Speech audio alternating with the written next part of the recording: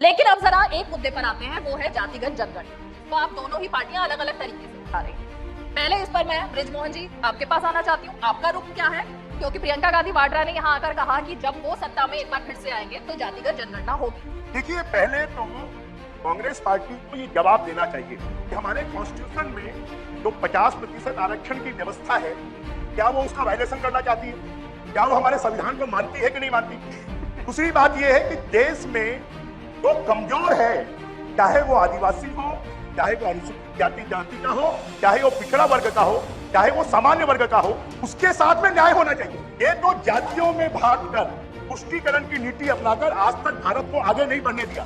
पहली बार मोदी जी गरीबों को 8 लाख घर दे रहे हैं, 11 लाख महिलाओं को गैस के कनेक्शन दे रहे हैं, हर घर में शौचालय बना रहे हैं, जनधन खाते खुल रहे हैं, सीधा लोगों के अकाउंट में पैसे जा रहे हैं। इनके पास में कोई जवाब नहीं है।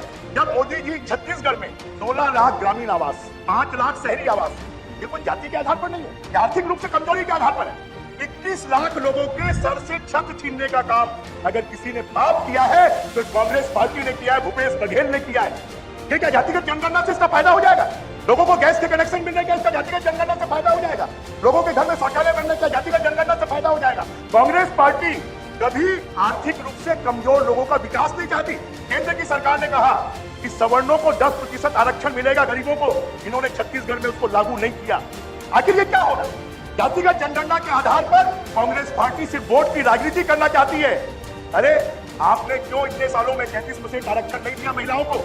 आप जातिगत आरक्षण की बात कर रहे हैं। जो कमजोर महिलाएं हैं उनको आरक्षण मिलेगा, उनको आगे बढ़ेंगे, परंतु इन्होंने इस काम को नहीं किया।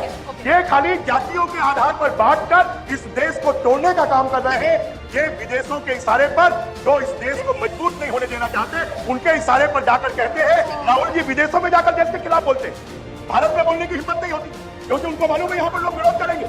तो इनको कोई जनता से मतलब नहीं है, ये तो खाली वोट के सौदागर हैं। और वोट के सौदागर वोटों के लिए इस देश को लड़वा सकते हैं, देश के विकास की बात ये लोग नहीं कर सकते।